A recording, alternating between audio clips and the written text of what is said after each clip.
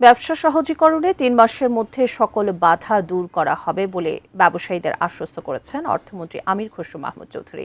সকালে রাজধানীর একটি হোটেলে ব্যবসায়ীদের শীর্ষ সংগঠন এফবিসিসিআই এর সাথে জাতীয় রাজস্ব বোর্ডের পরামর্শক সভায় এই কথা বলেন তিনি। জানালেন, গুণগত মানের বড় বাজেট হলেও ভয়ের কিছু নেই। গোলাম কাদির রবু রিপোর্টে বিস্তারিত।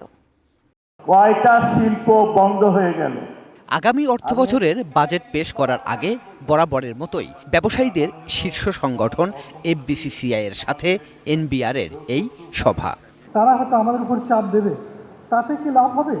ব্যবসায়ীরা দাবি জানালেন, করমুক্ত আয়ের সীমা বর্তমানে ৩.৫ লাখ টাকা থেকে ৫ লাখ টাকায় উন্নীত করা সহ ভ্যাট ট্যাক্স শুল্ক নিয়ে নানা প্রস্তাবনার সমালোচনা করলেন। ব্যবসার ক্ষেত্রে সরকারের রাজস্ব নীতির তুলে ধরলেন এনবিআর এর অসহযোগিতার কথাও। ভয় ভীতির মধ্য দিয়েই আমরা যাচ্ছি, কারণ ইনকাম ট্যাক্স বললে, এনবিআর বললে সবাই ভয় পায়। এই ভয় ভীতিটাকে কাটিয়ে ওঠার জন্য একটা প্রক্রিয়া বা একটা কর্মসূচি দরকার।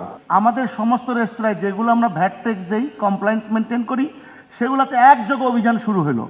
অভিযান শুরু হয়ে যেখানে আমাদের 30 থেকে 40% সেল কম 5ই আগস্টের পরে, আমাদেরকে বলতেছে তুমি 3 গুণ ভ্যাট বাড়াই দিবা।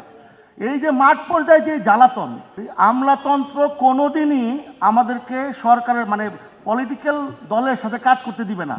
বাংলাদেশে হাতে গোনা 4-5টা বড় কোম্পানি এক্সপোর্টের নামে ইম্পোর্ট করে, সেই ইম্পোর্টে কম দামে বাজারে মাল বিক্রি করে আমাদেরকে একটা আনহেলদি কম্পিটিশনে ফেলে দিচ্ছে। তাদেরকে অডিট করা হোক।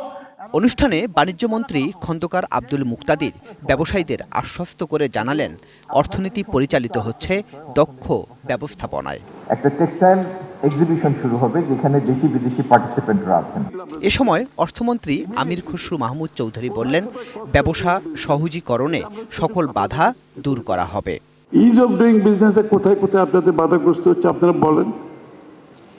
একেবারে আমি বলছি, আমরা সরাসরি আগামী 3 মাসের মধ্যে সমাধান দেব। 3 মাসের মধ্যে আপনারা নিয়ে আসেন কোথায় কোথায় আপনার কস্ট অফ ডুইং বিজনেস কি কারণে বাড়ছে আপনারা বলেন, উইল অ্যাড্রেস।